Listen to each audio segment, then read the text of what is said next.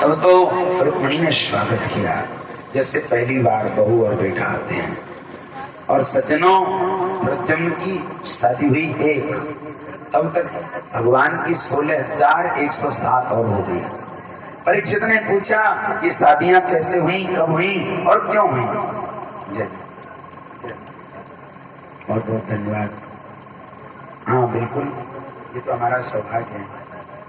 सरपंच साहब बड़े आनंद है, मजाक करने का भी बड़ा अच्छा तरीका है। बोले महाराज मऊ करने का डालन दो, मैंने पूरा अधिकार है सरकार आपका। ऐसे ही आप डालते रहें इस गले में ये आशीर्वाद की ये माला, ये सौभाग्य हमारा। आप सब लोग जो लायक करते हैं हमें, ये इसके हम ऋणी हैं, इसके हम कर्जदार हैं आपके। ये जो पसंद करते हो साहब, ये जनता है बड़े बड़े लोगों को नीचे ले आती है। हाँ, जब तक ये पसंद करती रहे तब तक भगवान की कृपा है। बोलिए कृष्ण कन्हैया लाल की। थोड़ा मेरा मन लगा रहेगा, जब मैं जयकारा बुलवाऊं ना तो थोड़ा जोर से जयकारा बोला करो, ऐसे ही नहीं पता ही नहीं चलता है। अब आप लोग भी जयकारा नहीं बोलोगे कृष्ण का तो फिर कौन बोलेगा? बताओ तो सही एक बार।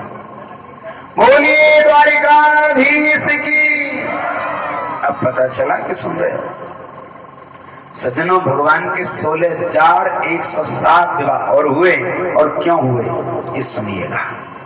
एक शत्राजित नाम का राजा है और उसने भगवान सूर्य नारायण की तपस्या की है। जैसे ही सूर्य भगवान की तपस्या की और सूर्य भगवान ने उसको एक मणि दी है, और वो मणि सिर्फ चमकती नहीं है, प्रकाश नहीं देती है, उससे 8 भार सोना निकलता है। अब 8 भार का आप मतलब ये मत समझना कि 8 तोला ना, एक भार का 20 तोला होता है। एक भार का 20 तोला होता है जो 8 भार देती है। अब बताइए कितना होगा? 160 तोला होता है रोज का। आनंद है महाराज, अगर 160 तोला सोना रोज घर में बैठ के मिले, कहाँ किसको कुछ करने की जरूरत है। पर सावधान, उस मणि की सेवा करने के लिए लिखा है भागवत में, उसको ब्रह्मचर्य का पालन करना पड़ेगा। 8 घंटे उसकी पूजा करनी पड़ेगी, सत्कर्म करना पड़ेगा, सत्यवादी होना चाहिए। मैं तो ये समझता हूँ कि जो 8 घंटे मेहनत करता है, चाहे किसानी में करे, चाहे पढ़ाई लिखाई में करे, चाहे विद्वता के लिए अध्ययन करे, चाहे संगीत में करे, उसको 8 भार नहीं मिलेगा तो 2-4 भार तो मिल ही जाएगा। बिना मेहनत के कहीं कुछ भी नहीं है, बिना तपस्या के कहीं कुछ नहीं। अगर कहीं भी कुछ चमक है, कहीं भी कोई थोड़ा सा भी प्रकाश है, तो तपस्या का फल है। चाहे वो मखान हो, चाहे वो ज्ञान हो, चाहे वो रूपवान हो, कुछ भी हो, वो बिना तपस्या के कुछ भी नहीं मिलता है।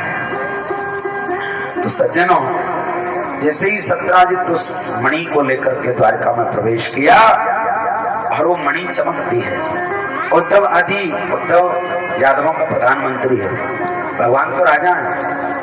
आज का युग नहीं था कि प्रधानमंत्री राजा जैसा, राजा तो राष्ट्रपति होता है, प्रधानमंत्री तो एक मंत्री है। तो जो उद्धव जी आदि हैं, अक्रूर हैं, सेनापति है यादवी सेना का, तो उसने कहा, बोले लगता है सरकार आज भगवान सूर्य नारायण आ रहे हैं क्या? क्यों? कि द्वारिका में तो कोई न कोई देवता आते ही रहते हैं, कभी सूर्य, कभी चंद्र, कभी वरुण, कभी शंकर, कभी ब्रह्मा। तो बोले शायद आज भगवान सूर्य नारायण आ रहे हैं क्या? भगवान ने मुस्कुरा के कहा, अरे उद्धव, न सूर्य है न चंद्रमा है, सूर्य का भक्त शत्राजित है, इसने तपस्या की है और उसने एक मणि को प्राप्त किया है, और उस मणि का अद्भुत प्रकाश होता है, देखना आएगा वो अभी। जैसे ही महल में प्रवेश किया, भगवान द्वारकाधीश ने स्वागत किया। बोले आइए से सत्राजित, सुस्वागतम, विराजिए, आपका द्वारका के भवन में स्वागत, अभिनंदन, वंदन। तब तो सत्राजित को भी अच्छा लगा। देखो सज्जनों, हम कितने भी बड़े हों, अगर हमारे घर कोई आए तो मेघ, चाहे कोई कंचन की ही बरसात, कंचन कहते हैं सोने को, सोने की ही बरसात क्यों न हो, वहां जाने का मन नहीं करता साहब। जैसे ही सत्राजित का स्वागत हुआ, सत्राजित से पूछा भगवान ने, बोले सत्राजित और सब कुशल मंगल? बोले हाँ सरकार, खूब आनंद है, कोई परेशानी नहीं। तो बोले तुम्हारे घर में सदस्य कितने हैं? बोले तुम्हारे घर में सदस्य कितने हैं? बोले मैं हूँ, मेरी पत्नी है और मेरा छोटा भाई है और बस मेरी एक पुत्री है। बोले कुल मिला के 3.5 आदमी, कोई ज्यादा नहीं। इतने सोने का तुम क्या करोगे? अरे 160 तोला सोना जो तुमको रोज ये मणि देती है, इसको द्वारका के खजाने में जमा करा दो। बोले क्यों? बोले कभी अकाल पड़ेगा, कभी दुर्भिक्ष पड़ जाए तो जनता के सहयोग में ये काम देगा। सत्यजित ने कहा अरे प्रभु, तपस्या मैंने की है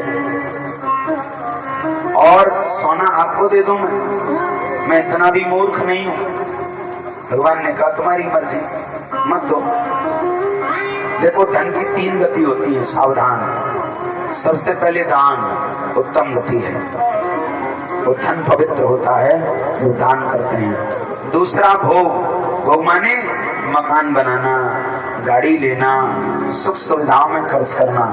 अगर इनमें नहीं किया तो तीसरा नाश, या तो कहीं लड़ाइयां होंगी या फिर बीमारियां ऐसी आएंगी कि डॉक्टरों के पास चला जाएगा। इसलिए उत्तम गति धन की है दान करना। इसका मतलब ये नहीं कि आप खेत बेच के भागवत कराओ ना। अगर आप साल में 1 लाख रुपए कमाते हो तो केवल 10,000 का दान करो, 11 का भी मत करो। शास्त्र कहता है दशांश अगर आप पुण्य करते रहोगे, दान करते रहोगे तो आपके घर में शांति बनी रहेगी, सुख बना रहेगा, बच्चों में संस्कार बना रहेगा, फिर वो शराबी कबाड़ी चुआरी नहीं हो सकते। अगर पिताजी दान करते रहें, पिताजी के अंदर धार्मिकता हो, जब पिताजी 4 पैक लगा के सोते हो तो बच्चों की क्या जिम्मेदारी है फिर भाई? हाँ, ये बात है। आज जैसे ही सत्यजित आया, सत्यजित ने मणि को नहीं दिया, कोई बात नहीं, जाओ। अब उसका भाई है प्रसेन, जैसे ही प्रसेन से कहा सत्यजित ने, बोले आज मुझसे यदुवंशियों ने मणि को मांगा, आज मुझसे भगवान के दरबार में सारे यदुवंशी बड़े आग्रह किया और बड़ी जबरदस्ती भी की। बोले ये मणि हमको दे दो। बोले हमने नहीं दी। तब तो प्रसन्न ने कहा भैया तुम तो बहुत सीधे हो और हमको ये मणि दे दो।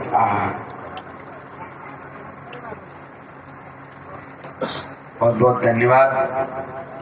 ये 18 मई से, वो 18 जनवरी से जो 25 मई तक कथा कराई थी, आप सभी लोग तो जानते हैं। हमारे प्रिय, अब इनको हम नाना जी भी कहते हैं क्योंकि हमारे जो कप्तान मार साहब हैं उनके नाना जी हैं हमारे गांव में, तो हमारे भी नाना जी हुए। तो बड़ा सुंदर कार्यक्रम कराया, आप सभी लोगों ने उसमें आनंद लिया, इनके पूरे परिवार के साथ। बड़ा भव्य दिव्य। परमात्मा से प्रार्थना करता हूं कि ऐसे ही इनके घर में संपत्ति आती रहे।